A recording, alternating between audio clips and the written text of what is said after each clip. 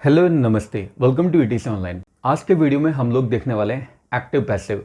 Active passive को करने का मैं बहुत ही शानदार और इंटरेस्टिंग तरीका बताने वाला हूँ। सिर्फ 5 स्टेप्स में आप किसी भी एक्टिव के सेंटेंस को पैसिव में कन्वर्ट कर सकते हैं। तो चलिए बिना देरी के हम लोग स्टार्ट करते हैं आज का वीडियो।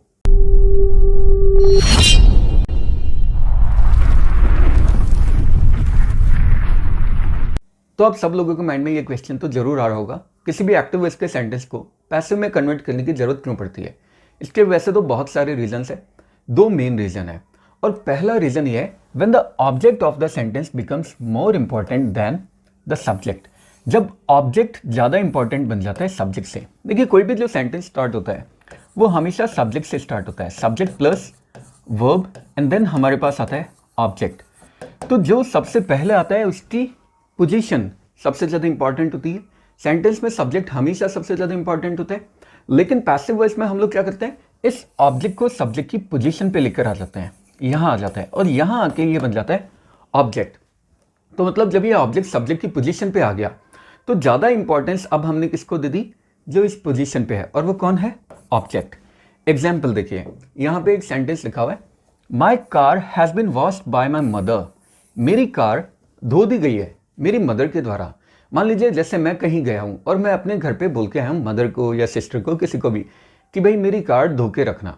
जब मैं वापस घर पे जाता हूँ तो मैं क्या देखता हूँ, कार मेरी धुली हुई है। अब मुझे इससे मतलब नहीं है कि सब्जेक्ट कौन था, मतलब ये कार धोने का काम किसने किया, लेकिन काम हो चुका है, वो मेरे लिए ज़्यादा इंपॉर्टेंट है। तो मेरे लिए ज़्यादा इंपॉर्टेंट क्या है, माई कार हैज़ बिन वॉश्ड। मेरी कार धो दी गई है। किसने धोई है, मदर ने, सिस्टर ने, ब्रदर ने, किसने धोई है, उससे मुझे कोई मतलब नहीं है। So my car has been washed by my mother. यहाँ पे सब्जेक्ट यही है, लेकिन ये कौन सी पोजीशन पे आ गया, ऑब्जेक्ट की पोजीशन पे, जो कम इंपॉर्टेंट होती है। सबसे ज़्यादा इंपॉर्टेंट किसकी पोजीशन होती है, सब्जेक्ट की पोजीशन। यहाँ पे हमने ऑब्जेक्ट को लिखा है, किए गए काम को। पहला रीज़न तो ये हो गया। दूसरा रीज़न, जब हमारे पास सब्जेक्ट ही नहीं होता, सब्जेक्ट का पता ही नहीं होता। यार जनरली होता क्या है, स्ट्रक्चर क्या होता है, सब्जेक्ट आता है, फिर इसके बाद वर्ब आता है और फिर ऑब्जेक्ट आता है। मतलब कोई भी जो सेंटेंस स्टार्ट होता है हमेशा सब्जेक्ट से होता है। अगर मान लो सेंटेंस में सब्जेक्ट ही नहीं है तो क्या हम सेंटेंस स्टार्ट नहीं करेंगे। कई बार ऐसी कंडीशन होती है, हमें पता ही नहीं होता काम किसने किया है। सब्जेक्ट कौन आता है, काम करने वाला। हमें पता ही नहीं है यार काम किसने किया है। तो ऐसी कंडीशन में हम लोग क्या करते हैं, जो काम किया गया है यानी जो ऑब्जेक्ट है उससे सेंटेंस स्टार्ट करते हैं। एग्जाम्पल तो पहले पढ़ लेते हैं। When the subject of the sentence is unknown. जब सब्जेक्ट अननोन होता है, उसका पता ही नहीं होता। तो देखिए यहाँ पे, my bike has been stolen. मेरी बाइक चुरा ली गई है। किसने चुराई है, मुझे नहीं पता यार। चुराने वाला कोई भी हो सकता है, कोई नेबर हो सकता है, कोई आने जाने वाला पेडेस्ट्रियन हो सकता है, कोई भी हो सकता है, कोई थीफ हो सकता है, कोई भी। तो मुझे यहाँ पे नहीं पता है कि बाइक जो मेरी चुराई है वो किसने चुराई है, by whom, I don't know. इसलिए फिर मैंने यहाँ पे लिख दिया वो एक्शन जो किया गया है उसके द्वारा। सब्जेक्ट तो यहाँ पे मुझे पता ही नहीं है। तो ये 2 रीज़न मेन होता है। जब सब्जेक्ट अननोन होता है तो हम ऑब्जेक्ट से सेंटेंस बनाते हैं। दूसरा, जब ऑब्जेक्ट सब्जेक्ट से ज़्यादा इंपॉर्टेंट हो जाता है तो ऑब्जेक्ट से हम लोग सेंटेंस स्टार्ट करते हैं। तो ये तो हो गए 2 रीज़न जिनकी वजह से हम लोगों को ये पता चला है एक्टिव से पैसिव हम लोग क्यों बनाते हैं। अब आ जाते हैं हम लोग स्टेप्स से। स्टेप्स ध्यान से समझना है, वैसे तो बहुत ही सिंपल स्टेप्स हैं, लेकिन ये सारे स्टेप्स इतने ज़्यादा इंपॉर्टेंट है कि किसी भी सेंटेंस को हम लोग इजीली एक्टिव से पैसिव में कन्वर्ट कर सकते हैं इजीली। तो देखिए, पहला स्टेप है कन्वर्ट सब्जेक्ट इनटू ऑब्जेक्ट। जो सब्जेक्ट होता है उसे हम ऑब्जेक्ट की पोजीशन पे लेकर आते हैं। मैं एक सेंटेंस लिख देता हूँ, जैसे यहाँ पे ये आ गया subject plus verb plus object. ठीक है, इसे पैसिव में कन्वर्ट करेंगे। Convert subject into object. So जो सब्जेक्ट है इसे हम ऑब्जेक्ट की पोजीशन पे लेकर आ जाते हैं, यहाँ लाकर रख देते हैं। ये पोजीशन ऑब्जेक्ट की है। सो यहाँ पे सब्जेक्ट आने के बाद क्या बन जाएगा, ऑब्जेक्ट बन जाता है। दूसरा, convert object into subject. Object को, ये ऑब्जेक्ट है, इसे सब्जेक्ट में कन्वर्ट कर देते हैं। सो ये ऑब्जेक्ट है, रहेगा तो ये ऑब्जेक्ट ही कौन सी पोजीशन पे आ गया, सब्जेक्ट की पोजीशन पे। सो ये यहाँ पे आके सब्जेक्ट बन जाएगा। थर्ड में use by before the object. अब जो नया ऑब्जेक्ट हमारे पास आया, नया ऑब्जेक्ट कौन है, ये, इससे पहले हमें बाय लगाना है, यहाँ पे हमें बाय लगाना है। फिर convert main verb into third form. ये मेन वर्ब है, इस मेन वर्ब को हमें थर्ड फॉर्म में कन्वर्ट करना है। ठीक है, लास्ट में सब कुछ हो जाए, जब 4 स्टेप्स हम लोग कंप्लीट करें तो हमें ये कंफर्म करना है ऊपर कोई भी वर्ड बचा हुआ नहीं रहना चाहिए। जो वर्ड जहाँ बचा है एज इट इज़ उसी पोजीशन पे नीचे लेकर आएंगे। जहाँ ऊपर वाली सेंटेंस में बचा हुआ है, जहाँ एक्टिव वॉइस में कोई भी वर्ड बचा हुआ है, सेम पोजीशन पे नीचे आ जाएगा। जब सारे वर्ड्स ऊपर से नीचे आ जाए 4 स्टेप्स के बाद में, तब हमें 5th स्टेप पे मूव ऑन करना है। और ये बोलती है, इसे ध्यान से पढ़ना, सबसे ज़्यादा इंपॉर्टेंट है, सबसे ज़्यादा गलतियाँ यहीं पे होती है। यूज़ हेल्पिंग वर्ब, और ये हेल्पिंग वर्ब हम कौन सा यूज़ करेंगे? Be before the third form of the main verb according to the tense और verb of the active voice. मतलब समझ में आया? मैं समझाता हूँ। हेल्पिंग वर्ब हमें यूज़ करना है। हेल्पिंग वर्ब सिर्फ और सिर्फ बी की फॉर्म में होना चाहिए। बी की फॉर्म्स क्या क्या है अभी मैं आप लोगों को बता दूंगा आगे। सो ये हेल्पिंग वर्ब यूज़ करेंगे before the third form, third form से पहले, यानी यहाँ पे हम लोग यूज़ करेंगे। अब वो हेल्पिंग वर्ब कौन सा होगा? वो आएगा बी की फॉर्म में। अब जब बी की फॉर्म है, या तो इज एम आर होगी, या फिर वॉज या वर होगी, या फिर बिन होगी। मतलब जो भी बी की फॉर्म है वो कोई भी हो सकती है। ये डिपेंड करेगा एक्टिव वॉइस में जो मेन वर्ब है उसके वर्ब या उसके टेंस के अकॉर्डिंग। अगर ये फर्स्ट फॉर्म में तो यहाँ पे बी की फॉर्म आएगी फर्स्ट फॉर्म में इज एम आर। ये सेकंड फॉर्म में, यहाँ बी की फॉर्म आएगी सेकंड फॉर्म में वॉज वर। ठीक है, ये सारा डिपेंड यहीं पे करेगा। बी की फॉर्म यहाँ पे आ गई और ये 5th स्टेप भी हमारा यहाँ पे सॉल्व हो जाएगा। अब इस 5th स्टेप को हम लोग और ज़्यादा डिटेल में देख लेते हैं, क्योंकि ये सबसे ज़्यादा इंपॉर्टेंट है। सो जो 5th स्टेप है इसको बड़े ध्यान से देखना। स्टेप 5th जिसमें हम लोग बी की फॉर्म यूज़ करने वाले हैं। सो जो बी की फॉर्म से है, देखना, एक्टिव वॉइस में अगर कभी भी आप लोगों को वर्ब की फर्स्ट फॉर्म दिखाई दे रही है, मेन वर्ब, यहाँ पे मैं वर्ब की बात करूँ, मेन वर्ब की अगर फर्स्ट फॉर्म एक्टिव वॉइस में दिखाई दे रही है, पैसिव वॉइस में बी की फॉर्म हमेशा इज एम आर ही आएगी, क्योंकि ये भी तो वर्ब की फर्स्ट फॉर्म है, बी की फर्स्ट फॉर्म है। अगर एक्टिव वॉइस में कभी भी वर्ब सेकंड फॉर्म में आ जाता है, कभी भी वर्ब सेकंड फॉर्म में आ जाता है, मेन वर्ब है ना, या हेल्पिंग वर्ब कोई भी, तो यहाँ पे हमेशा वॉज वर आएगा, यहाँ पे हमेशा वॉज वर आएगा। अगर एक्टिव वॉइस में वर्ब कभी भी थर्ड फॉर्म में आ जाता है, थर्ड फॉर्म कब आएगी? जब उससे पहले या तो हैज़ होगा, या हैव होगा, या फिर हैड होगा।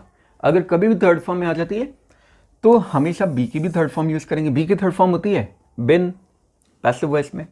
अगर एक्टिव वॉइस में फोर्थ फॉर्म आ जाती है, अच्छा इसे हम फोर्थ फॉर्म भी बोलते हैं, फोर्थ फॉर्म मतलब V1 ING, तो यार बी की भी तो फोर्थ फॉर्म यूज़ करेंगे, और बी की फोर्थ फॉर्म उसमें ING लगा देंगे, बीइंग, ये बन जाएगा बी की फोर्थ फॉर्म। अगर बी की 5th फॉर्म आ जाती है, 2 प्लस वर्ब की फर्स्ट फॉर्म, इसे हम लोग 5th फॉर्म बोलते हैं। अगर 5th फॉर्म आ जाती है 2 प्लस V1, तो पैसिव वॉइस में भी हम लोग 2 प्लस V1 यूज़ करेंगे, बी की base form. Base form be खुद होता है। ठीक है, ये तो सारे वो वर्ब्स हो गए जो हमने बी की फॉर्म में यूज़ किए हैं। अब अगर लास्ट में हमारे पास मोडल आ जाता है तो देखिए, अगर हमारे पास कोई भी मोडल आ जाता है तो बी हमेशा अपनी ओरिजिनल फॉर्म में आएगा, that is in the base form. और बेस फॉर्म होती है बी खुद, ये खुद अपनी बेस फॉर्म है। क्लियर? अब इसके बाद में हम लोग सारे सेंटेंसेस देख लेते हैं एक एक करके। आगे बढ़ने से पहले कुछ बहुत ही इंपॉर्टेंट बात मैं आप लोगों को बता देना चाहता हूँ। हमारे पास ये 4 टेंस होते हैं जिनको हम कभी भी पैसिव वॉइस में कन्वर्ट नहीं कर सकते। क्यों नहीं कर सकते? इनके पीछे मैं आपको लोगों को रीज़न बताऊंगा, लेकिन पहले तो हमें ध्यान रखना है कि ये 4 टेंस है। एक present perfect continuous, past perfect continuous, future continuous और फ्यूचर परफेक्ट कॉन्टिन्यूस। तो याद कैसे करेंगे?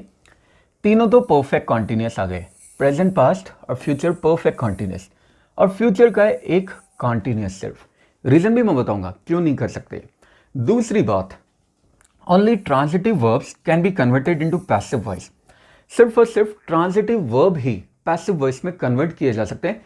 इनट्रांजिटिव वर्ब कभी भी पैसिव वॉइस में कन्वर्ट नहीं किए जा सकते। अब आप लोग सोच रहे होंगे यार ये ट्रांजिटिव और इनट्रांजिटिव क्या होता है? तो ये भी बहुत ही ज़्यादा सिंपल है। ट्रांजिटिव और इनट्रांजिटिव मैं आप लोगों को बता देता हूँ। ट्रांजिटिव का मतलब होता है ट्रांसफर करना, और इनट्रांजिटिव का मतलब नॉन ट्रांसफर, मतलब जिसे ट्रांसफर नहीं किया जा सकते। तो ट्रांजिटिव में मैं यहाँ पे मतलब लिख देता हूँ, ट्रांजिटिव मतलब होता है ट्रांसफर करना। अच्छा, ये जो ट्रांजिटिव और इनट्रांजिटिव है ये वर्ब है, वर्ब।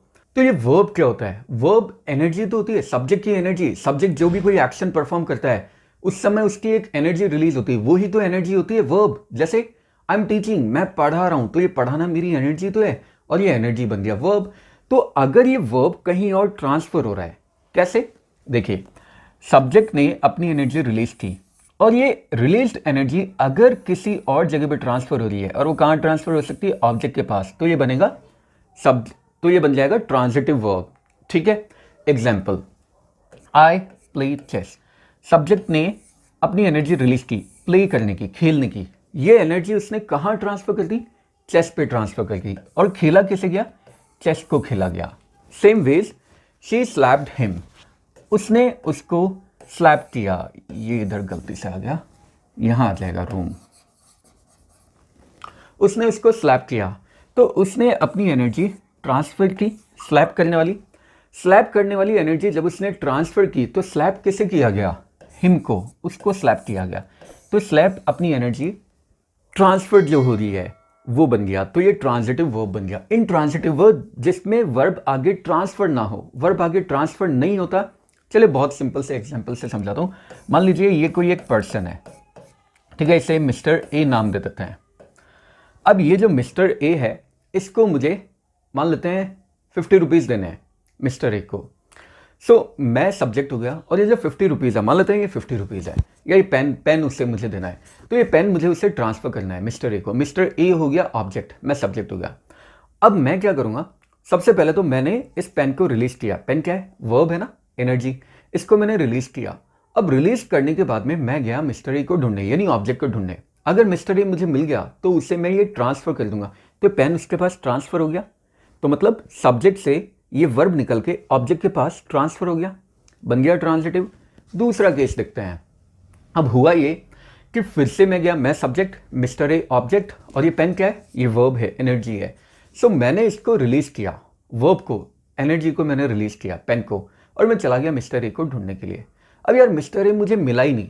अब अगर मिस्टर ए मुझे मिला ही नहीं तो क्या करूँगा? इस पेन का मैं क्या करूँगा? चौराहे पर रख के आ जाऊँगा? नहीं, वापस जहाँ से ये निकला था वहीं वापस चला जाएगा मेरी पॉकेट में। तो यानी मेरी एनर्जी, ये सब्जेक्ट की एनर्जी तो थी, जहाँ से रिलीज हुई वापस उसी के पास आ गई। तो ये इनट्रांजिटिव, मतलब ये ट्रांसफ़र ही नहीं हो पाई। मेरे पास से रिलीज हुई, मेरे पास ही आ गई, इनट्रांजिटिव।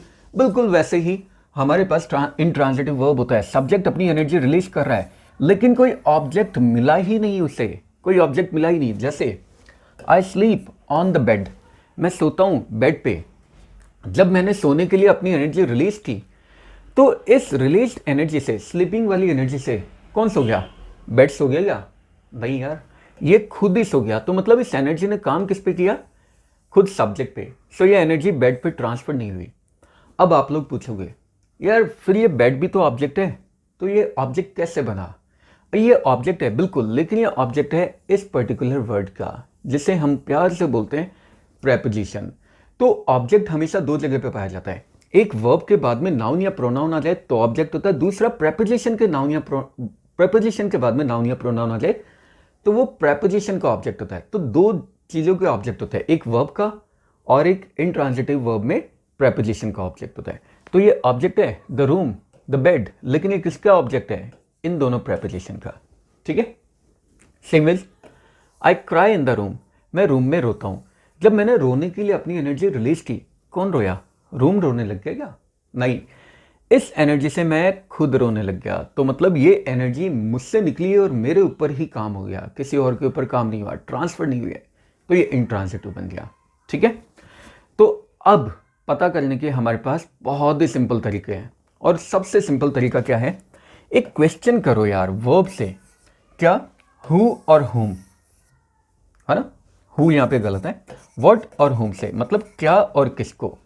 अगर ये क्वेश्चन का आंसर बनता है, अगर वैलिड क्वेश्चन बनता है, वैलिड अगर आंसर बनता है, तो वो ट्रांजिटिव है, अदरवाइज इनट्रांजिटिव है। तो चलिए मैं आप लोगों को समझा देता हूँ। देखिए यहाँ पे मैंने बोला आई प्ले चेस, मैं चेस खेलता हूँ। मैंने क्वेश्चन किया मैं क्या खेलता हूँ, क्वेश्चन बन रहा है, आंसर भी मिल रहा है, मैं चेस खेलता हूँ। तो ये बन गया transitive verb. She slapped him, उसने उसको स्लैप किया। तो मैंने क्वेश्चन किया हुम से, किसको स्लैप किया, क्वेश्चन बन गया, आंसर भी मिल गया, उसको स्लैप किया। तो ये बन गया ट्रांजिटिव वर्ब। अब यहाँ पे देखते हैं, I sleep on the bed, मैं बेड पे सोता हूँ। मैंने क्वेश्चन किया, मैं वर्ब से क्वेश्चन करना है, मैं सोता हूँ, मैं क्या सोता हूँ, क्वेश्चन बना नहीं, मैं किसको सोता हूँ, बना क्वेश्चन नहीं बना। तो मतलब इनट्रांजिटिव। दूसरा, I cry in the room, मैं रूम में रोता हूँ।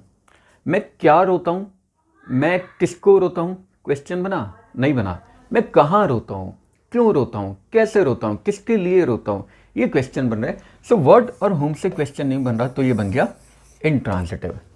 ठीक है। बहुत ही सिंपल है। तो अब क्वेश्चन ये आता है कि इंट्रांजिटिव वर्ब को हम लोग क्यों पैसिव में कन्वर्ट नहीं कर सकते, क्योंकि इंट्रांजिटिव वर्ब के पास तो ऑब्जेक्ट ही नहीं है और हम लोगों को ऑब्जेक्ट को ही सब्जेक्ट बनाना होता है। जब ऑब्जेक्ट ही नहीं है तो सब्जेक्ट क्या बनेगा, इसलिए कन्वर्ट नहीं हो सकता। तो चलिए अब बिना देरी के हम लोग बाकी के सेंटेंस भी देख लेते हैं और उन सेंटेंस में ये सारे स्टेप्स अप्लाई करके देखते हैं। सबसे पहले आ जाता है प्रेजेंट सिंपल।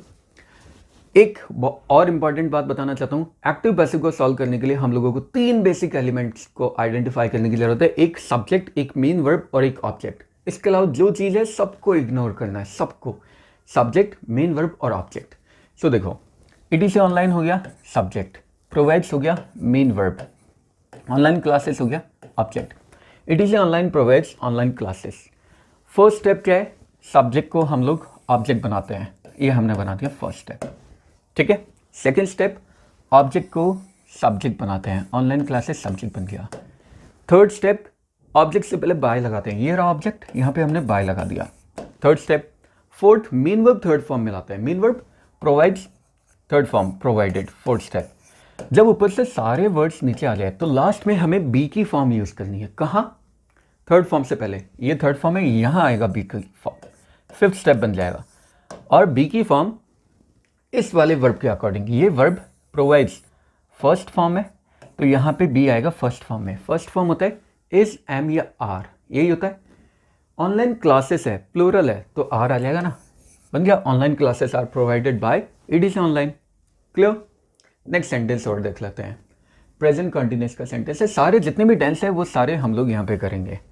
सो क्वेश्चन है, he is singing a song, ये वर्ब है, ये ऑब्जेक्ट है और ये सब्जेक्ट हो गया, ठीक। फर्स्ट स्टेप, सब्जेक्ट को ऑब्जेक्ट बनाते हैं, ही सब्जेक्ट है, ऑब्जेक्ट बन गया हिम। सेकेंड स्टेप, ऑब्जेक्ट को सब्जेक्ट बनाते हैं, अ सॉन्ग ऑब्जेक्ट है, ये बन गया इधर आके सब्जेक्ट और सेकेंड स्टेप। फिर थर्ड स्टेप में हम लोग ऑब्जेक्ट से पहले बाय लगाते हैं, ये इधर हिम है, इससे पहले हमने बाय लगा दिया, थर्ड स्टेप। फोर्थ में मेन वर्ब आता है थर्ड फॉर्म में, मेन वर्ब क्या है, सिंग, थर्ड फॉर्म इसकी संग, ये हो गया फोर्थ स्टेप। अब देखना है ऊपर बचे हुए जितने भी वर्ड्स हैं, फोर्थ स्टेप्स कंप्लीट करने के बाद में फिफ्थ स्टेप पे मूव करने से पहले कोई भी वर्ड ऊपर नहीं बचा हुआ रहना चाहिए। सब्जेक्ट आ गया, वर्ब आ गया, ऑब्जेक्ट आ गया, कौन बचा है, इज। जो वर्ड ऊपर बचा हुआ है जहां पे एज इट इज नीचे शिफ्ट हो जाएगा, देखिए सब्जेक्ट के बाद में था, सब्जेक्ट के बाद में आ जाएगा, एज इट इज आ गया। लास्ट में हमें क्या करना है, अब हम लोगों को बी की फॉर्म यूज करनी है, थर्ड फॉर्म से पहले, ये रहा थर्ड फॉर्म, इससे पहले यहाँ पे आएगी बी की फॉर्म और ये बी की फॉर्म आके फिफ्थ स्टेप बन जाएगी, लेकिन ये आएगी ऊपर वाले मेन वर्ब के अकॉर्डिंग। ये मेन वर्ब देखना फोर्थ फॉर्म में है, V1 ING, तो बी की फॉर्म भी तो फोर्थ फॉर्म में आएगी, यानी V1 ING। सो ING हमेशा बी की ओरिजिनल फॉर्म के साथ ही पेयर होता है, दैट इज बी के साथ। A song is being sung by him. Clear, ये भी बहुत ही ज़्यादा ईजी था। अब नेक्स्ट सेंटेंस हम लोग देख लेते हैं प्रेजेंट परफेक्ट का, जो उतना ही ज़्यादा ईजी है। सो प्रेजेंट परफेक्ट, देखिए ये हो गया यहाँ पे सब्जेक्ट और ये हो गया वर्ब और ये object. I have bought a new car, subject को ऑब्जेक्ट बनाते हैं, आई सब्जेक्ट है, इसे हम ऑब्जेक्ट बना देंगे, ये इधर आ जाएगा फर्स्ट स्टेप। सेकेंड, अ न्यू कार ऑब्जेक्ट है, इसे हम सब्जेक्ट बना देंगे, सेकेंड स्टेप। थर्ड में हम लोगों को क्या करना है, ऑब्जेक्ट से पहले बाय लगाना है, इधर ये आ गया third step. Fourth, main verb third form में आ जाएगा, मेन वर्ब बॉट है, थर्ड फॉर्म में आ गया, फोर्थ स्टेप। लास्ट में हम लोग क्या करेंगे, ऊपर बचे हुए सारे वर्ड्स नीचे लेकर आएंगे, कौन बचा हुआ है, हैव बचा हुआ है, एज इट इज नीचे लाएंगे और ये हैज़ बन जाएगा। अब आप लोग बोलेंगे कि सर अभी तो आपने बोला एज इट इज नीचे आएगा, ऊपर तो हैव है नीचे हैज़ है, बिल्कुल, लेकिन ऐसा क्यों हुआ, देखना ध्यान से। यहाँ पे मैंने आई लिखा है इसलिए यहाँ पे हैव आ गया, अगर यहाँ पे मैं ही लिखता तो क्या यहाँ पे हैव आता, तब यहाँ पे हैज़ आता, क्यों आता, सब्जेक्ट वर्ब अग्रीमेंट के अकॉर्डिंग, सब्जेक्ट वर्ब अग्रीमेंट के अकॉर्डिंग यहाँ पे हैज़ आ जाता, ठीक है। अब यार नीचे देखना, यहाँ पे अ new car third person singular है, यहाँ पे ही थर्ड पर्सन सिंगुलर था तो हैज़ आ गया, अ न्यू कार ये सब्जेक्ट है थर्ड पर्सन सिंगुलर, तो क्या यहाँ पे हैव आ सकता है, अगर न्यू कार्स होता तो यहाँ पे हैव आ जाता। तो मतलब ये वर्ब सेम है, सब्जेक्ट के साथ अग्री करने के लिए इसने अपने आप को चेंज किया है, हैव भी फर्स्ट फॉर्म है, ये भी फर्स्ट फॉर्म है, चेंज नहीं हुआ है। लास्ट में सब कुछ नीचे आ गया, लास्ट में बी की फॉर्म लेकर आएंगे थर्ड फॉर्म से पहले यहाँ पे, और यहाँ पे कौन सी फॉर्म आएगी, जो फॉर्म ऊपर है ये थर्ड फॉर्म है, तो यहाँ पे भी बी की थर्ड फॉर्म आ जाएगी और ये बन गया फिफ्थ स्टेप। सेंटेंस बना a new car has been bought by me. Clear. Last present perfect continuous भी अब हम लोग देख लेते हैं। अब प्रेजेंट परफेक्ट कॉन्टिन्यूस बनेगा नहीं, लेकिन क्यों नहीं बनेगा ये तो हमें देखना है। सो देखते हैं, आइडेंटिफाई करते हैं। ये हो गया सब्जेक्ट और ये हो गया वर्ब और ये हो गया इंग्लिश हो गया object. We have been studying English since 2 PM। We subject हो गया, स्टडिंग मेन वर्ब हो गया, इंग्लिश ऑब्जेक्ट हो गया। कन्वर्ट करें, वी सब्जेक्ट है, इसे ऑब्जेक्ट बना दिया हमने, first step. Second, English object है, सब्जेक्ट बना दिया, सेकंड स्टेप। थर्ड में ऑब्जेक्ट से पहले हमने बाय लगा दिया, थर्ड स्टेप। फोर्थ में मेन वर्ब आ गया, third form, main verb study है, थर्ड फॉर्म स्टडीड। लास्ट में बचे हुए वर्ड्स नीचे लाएंगे, जो जहां बचा हुआ है एज इट इज नीचे आएगा, हैव नीचे आके हैज बन गया, एज इट इज आया है, सब्जेक्ट के अकॉर्डिंग चेंज हुआ है। बिन एज इट इज नीचे आ गया, since 2 PM as it is नीचे।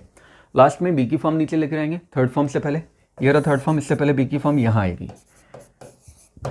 ऊपर ये वर्ब फोर्थ फॉर्म में, तो नीचे भी ये वर्ब आएगा फोर्थ फॉर्म में, यानी ING के साथ। ओरिजिनल फॉर्म ही पेयर होती है, सो यहाँ पे आ गया बीइंग। सो सेंटेंस बन तो गया, English has been being studied by us since 2 PM। लेकिन ये गलत है। और क्यों गलत है? क्योंकि किसी भी सेंटेंस में दो बी की फॉर्म जिनकी शक्ल एक जैसी होती है एक साथ नहीं आ सकती। तो देखना यहाँ पे, इस बिन में भी BE आ रहा है, इस बी में भी, बीइंग में भी BE आ रहा है। दोनों की शक्ल एक जैसी है, दोनों बी की फॉर्म है, एक साथ कभी नहीं आ सकता। किसी भी सेंटेंस में दो बी की फॉर्म जिनकी शक्ल एक जैसी हो कभी एक साथ नहीं आ सकती है। इसलिए ये सेंटेंस का बनेगा सिंपली नो पैसिव, इसका कोई पैसिव नहीं बनेगा। क्लियर? ये तो हो गया है हमारे प्रेजेंट के सारे सेंटेंस। अब पास्ट पे चलते हैं, तो पास्ट सिंपल का सेंटेंस देखते हैं। The boy played the chess. The boy हो गया सब्जेक्ट, प्लेड हो गया मेन वर्ब और चेस हो गया object. So first step, subject को ऑब्जेक्ट बनाएंगे फर्स्ट, सेकंड ऑब्जेक्ट को सब्जेक्ट बनाएंगे और थर्ड में ऑब्जेक्ट से पहले बाय लगाएंगे। फोर्थ स्टेप मेन वर्ब आ जाएगा थर्ड फॉर्म में आ गया। लास्ट में ऊपर कोई भी नहीं बचा, लास्ट में बी की फॉर्म लेकर आएंगे फिफ्थ फॉर्म में, फिफ्थ स्टेप में, और यहाँ पे आएगी बी की फॉर्म थर्ड फॉर्म से पहले। सो ये वॉज आ गया, क्योंकि ये सेकंड फॉर्म है तो बी की फॉर्म भी सेकंड फॉर्म में आएगी। चेस सिंगुलर है, थर्ड पर्सन, इसलिए क्या आएगा, बी की फॉर्म क्या होती है, वॉज या वर, तो उसमें से क्या आएगा, वॉज। ये बन गया fifth step. Same way past continuous भी देख लेते हैं। They were enjoying the party. They subject हो गया, एंजॉइंग वर्ब हो गया main verb, the party object. बाकी सबको इग्नोर करना है। सो दे सब्जेक्ट है, इसे हमने बना दिया ऑब्जेक्ट, इधर आ गया first step. Second step, the party object है, इसे हमने बना दिया सब्जेक्ट, ये हो गया सेकंड स्टेप। थर्ड में ऑब्जेक्ट से पहले बाय लगाएंगे, ये हो गया थर्ड स्टेप। फोर्थ में मेन वर्ब आएगा थर्ड फॉर्म में, मेन वर्ब है एंजॉय, ये आ गया थर्ड फॉर्म में, बन गया फोर्थ स्टेप। लास्ट में ऊपर से बचे हुए सारे वर्ड्स नीचे लाएंगे। वर्ब बचा हुआ है, क्योंकि यहाँ पे थर्ड पर्सन प्लूरल था इसलिए वर आ गया। यहाँ पे the party third person singular है इसलिए वॉज आ गया एज इट इज, सब नीचे आ गया। लास्ट में बी की फॉर्म लेकर आएंगे, थर्ड फॉर्म से पहले आएगी बी की फॉर्म, ING के साथ है मतलब बी की फोर्थ फॉर्म है, तो बी भी ING के साथ आएगा मतलब फोर्थ फॉर्म में, और ये बन गया बीइंग। सेंटेंस बन गया the party was being enjoyed by them. Clear? So ये हो गया पास्ट कॉन्टिन्यूस। पास्ट कॉन्टिन्यूस के बाद में पास्ट परफेक्ट देख लेते हैं। So past perfect again same sentence है, they had won the match, ये वर्ब हो गया, वन हो गया, और द मैच ऑब्जेक्ट हो गया, और दे हो गया सब्जेक्ट। कन्वर्ट करें, दे सब्जेक्ट है, ऑब्जेक्ट बना देंगे फर्स्ट स्टेप। मैच ऑब्जेक्ट है, इसे सब्जेक्ट बना देंगे सेकंड स्टेप। थर्ड में क्या करेंगे, ऑब्जेक्ट से पहले हम लोग बाय लगाएंगे। फोर्थ में मेन वर्ब आएगा, थर्ड फॉर्म में आएगा। लास्ट में बचे हुए words as it is, had बचा हुआ है ऊपर, हैड को एज इट इज नीचे लाएंगे। लास्ट में बी की फॉर्म, और कौन सी फॉर्म, जो ऊपर वाला वर्ब है ये है थर्ड फॉर्म, तो यहाँ पे आ गया बी की थर्ड फॉर्म, बन गया फिफ्थ स्टेप। क्लियर? ये हो गया पास्ट परफेक्ट का सेंटेंस। फिर पास्ट परफेक्ट कॉन्टिन्यूस तो बनेगा नहीं, फिर फ्यूचर सिंपल। फ्यूचर सिंपल देखना, यहाँ पे सब्जेक्ट आ गया राघवी, और विन आ गया verb main verb, the first prize ये आ गया ऑब्जेक्ट। सेंटेंस है Raghavi will win the first prize. Convert करें, राघवी सब्जेक्ट है, इसे ऑब्जेक्ट बना देंगे first step. Second, the first prize object है, सब्जेक्ट बना देंगे सेकंड। थर्ड में ऑब्जेक्ट से पहले बाय आएगा। फोर्थ में मेन वर्ब विन है, थर्ड फॉर्म में आ जाएगा फोर्थ स्टेप। फिर बचे हुए वर्ड्स एज इट इज नीचे लाएंगे। कौन बचा हुआ है, विल बचा हुआ है, एज इट इज नीचे आ गया। लास्ट में बी की फॉर्म आएगी, कहाँ पे, थर्ड फॉर्म से पहले यहाँ पे, तो यहाँ बी की फॉर्म आ गई फिफ्थ स्टेप। अब ये बी क्यों आया, तो ऊपर ये देखना, ये जो विन है ये बेस फॉर्म है। बेस फॉर्म का मतलब क्या होता है? बेस फॉर्म मतलब होता है वर्ब की फर्स्ट फॉर्म विदाउट एस और एस। वर्ब की फर्स्ट फॉर्म जिसमें एस और एस कभी नहीं होता है, वो होती है बेस फॉर्म। जब भी कोई मॉडल आता है उसके बाद हमेशा बेस फॉर्म आती है, इसलिए यहाँ पे विन बेस फॉर्म है। राघवी थर्ड पर्सन सिंगुलर है, उसके अकॉर्डिंग यहाँ पे विंस आना चाहिए था, बट क्योंकि यहाँ पे मॉडल आ गया इसलिए ये बेस फॉर्म में है विन। तो ये भी तो बेस फॉर्म में आएगा, और बेस फॉर्म बी की बी खुद होता है। क्लियर? सो फ्यूचर कॉन्टिन्यूस भी, फ्यूचर सिंपल भी क्लियर हो गया। फ्यूचर कॉन्टिन्यूस बनता नहीं है, अभी अभी पढ़ा था हमने। फ्यूचर परफेक्ट देख लेते हैं। सो फ्यूचर परफेक्ट है we shall have completed the course by March. We subject हो गया, completed main verb, the course object. Subject we है, इसे हम ऑब्जेक्ट बना देंगे, first step. Object the course है, इसे हम सब्जेक्ट बना देंगे, सेकंड स्टेप। थर्ड में ऑब्जेक्ट से पहले बाय लगाएंगे, थर्ड स्टेप। फोर्थ में मेन वर्ब थर्ड फॉर्म में आएगा, फोर्थ स्टेप। फोर्थ स्टेप के बाद में फिफ्थ पे मूव करना है, लेकिन सारे वर्ड्स नीचे आ जाने के बाद में। सो शैल बचा हुआ है, एज इट इज नीचे आ गया। हैव बचा हुआ है, एज इट इज नीचे आ गया। बाय मार्च बचा हुआ है, एज इट इज नीचे आ गया। लास्ट में फिफ्थ स्टेप पे चले, जिसमें थर्ड फॉर्म से पहले हमें बी की फॉर्म यूज़ करनी। ये रहा थर्ड फॉर्म, इससे पहले बी की फॉर्म। ये यहाँ पे बिन आ गया, क्यों आया? ऊपर ये थर्ड फॉर्म में है, यहाँ पे थर्ड फॉर्म में क्यों है? क्योंकि इससे पहले हैव है। जब भी हैज़, हैव या हैड होता है तो उसके बाद में आने वाला वर्ब हमेशा थर्ड फॉर्म में होता है, इसलिए ये थर्ड फॉर्म में था। और ये थर्ड फॉर्म में, तो ये बी की फॉर्म भी उसी के अकॉर्डिंग आएगी, क्योंकि यहाँ पे भी तो हैव है। The course shall have been completed by us by March. ठीक है, इस वाले बाय का मतलब है द्वारा, हमारे द्वारा, और इस वाले बाय का मतलब है तक। सो मार्च तक हमारे द्वारा कोर्स कंप्लीट कर लिया जाएगा। क्लियर? नेक्स्ट देखते हैं, मोडल वर्ब को देखते हैं। शी सब्जेक्ट है, स्पीक मेन वर्ब और English object. She can speak English. She subject है, इसे हम ऑब्जेक्ट बनाएंगे, ये हो गया फर्स्ट स्टेप। इंग्लिश ऑब्जेक्ट है, इसे हम सब्जेक्ट बनाएंगे, ये हो गया सेकंड स्टेप। थर्ड में ऑब्जेक्ट से पहले बाय आएगा। फोर्थ में मेन वर्ब आएगा थर्ड फॉर्म में। सो फोर्थ स्टेप्स हो गए। लास्ट में बचे हुए वर्ड्स, कौन बचा है? कैन, एज इट इज नीचे आ जाएगा। सब्जेक्ट के बाद है तो सब्जेक्ट के बाद ही नीचे आ जाएगा। लास्ट में बी की फॉर्म है ना, थर्ड फॉर्म से पहले यहाँ पे आएगी बी की फॉर्म। कौन सी फॉर्म आएगी? Base form. क्यों? क्योंकि ये भी तो बेस फॉर्म है। मॉडल अभी अभी हमने पढ़ा, मॉडल की वजह से देखो ये भी बेस फॉर्म में आया और इसकी वजह से ये थर्ड फॉर्म में। तो यहाँ पे भी मॉडल है, इसलिए अदरवाइज क्या होता? शी स्पीक्स इंग्लिश होता, स्पीक्स होता, बट वहाँ पे स्पीक क्या है? बेस फॉर्म है। सो क्योंकि ये भी बेस फॉर्म है इसलिए नीचे आने वाला वर्ब भी बेस फॉर्म में आएगा। बी आ गया fifth step. English can be spoken by her. Clear? अब मॉडल के कुछ और एग्जाम्पल्स देख लेते हैं, 2 और एग्जाम्पल देखते हैं, उसके बाद में मैं आप लोगों को क्वेश्चन दूंगा प्रैक्टिस के लिए। So the thieves might have taken away the car. ये हो गया सब्जेक्ट, द थीव्स।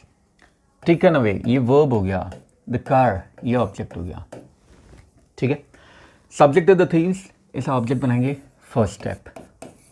ऑब्जेक्ट है द कार, ये सब्जेक्ट बन जाएगा, सेकंड स्टेप। थर्ड में हम लोग बाय लगाएंगे ऑब्जेक्ट से पहले। फोर्थ में मेन वर्ब आ जाएगा थर्ड फॉर्म में। Taken away already third form में था क्योंकि यहाँ पे हैव था। अब जो बचे हुए वर्ड्स हैं उन्हें नीचे लेकर आएंगे। माइट बचा हुआ है, हैव बचा हुआ है, माइट और हैव एज इट इज आ गया। लास्ट में बी की फॉर्म, क्योंकि ये थर्ड फॉर्म है। थर्ड फॉर्म क्यों है? क्योंकि यहाँ पे हैव है, तो ये बी की फॉर्म भी थर्ड फॉर्म में आएगी। बस, the car might have been taken away by the thieves. Clear? Next, they must do the homework. Subject है, दे, डू मेन वर्ब है, the homework object. Subject they है, इसे object में convert करेंगे, first step. The homework object है, इसे subject में convert करेंगे, सेकंड स्टेप। थर्ड स्टेप क्या होता है? ऑब्जेक्ट से पहले बाय लगाना है, सो थर्ड स्टेप। फोर्थ में मेन वर्ब थर्ड फॉर्म में आता है, डू, डन आ गया, फोर्थ स्टेप, थर्ड फॉर्म में बन के। लास्ट में बचे हुए वर्ड्स, मस्ट बचा हुआ है, नीचे एज इट इज आ जाएगा। इसके बाद फिफ्थ स्टेप में हम लोग क्या करेंगे? बी की फॉर्म लेकर आएंगे। बी की ओरिजिनल फॉर्म बेस फॉर्म है, तो यहाँ पे भी नीचे बेस फॉर्म ही आएगा और ये बन जाएगा fifth step. The homework must be done by them. So ये तो हो गए हमारे सारे एक्टिव पैसिव के क्वेश्चन, अफर्मेटिव जो थे। नेक्स्ट वाले वीडियो में हम लोग इंटरोगेटिव क्वेश्चन देखेंगे। ये कुछ प्रैक्टिस क्वेश्चन है जो जैसे आप लोग ट्राई करना सॉल्व करने का। ये जो PDF है इसे मैं हमारे टेलीग्राम चैनल पे शेयर कर दूंगा। साथ ही साथ आप लोग हमारा इंस्टाग्राम चैनल और फेसबुक पेज भी लाइक और फॉलो कर सकते हैं, उस पर भी डेली अपडेट्स आप लोगों को मिल जाएगी। टेलीग्राम चैनल तो जरूर ज्वाइन कर लेना, वहाँ पे सारे नोट्स PDF फॉर्म में शेयर किए जाते हैं जितने भी टॉपिक्स मैं पढ़ाता हूँ, और ये PDF भी आप लोगों को वहीं पे मिल जाएगी। ट्राई करना इनको सॉल्व करने का, अगर कोई आंसर नहीं आता है, किसी में प्रॉब्लम होती है, तो मैं आप लोगों की हेल्प करूँगा। कमेंट बॉक्स में आप लोग लिख सकते हो। तो चलो, आई होप आप लोगों को वीडियो अच्छा लगा है, समझ में भी आ गया है। इसी तरह की और मज़ेदार और इंटरेस्टिंग वीडियोस के लिए बने रहिए ETC ऑनलाइन के साथ। चैनल को सब्सक्राइब करके वीडियो अच्छा लगा लाइक और शेयर करना बिल्कुल मत भूलना। नेक्स्ट वीडियो तक के लिए have a good day, take care, bye bye. जय हिंद, जय भारत, राधे राधे।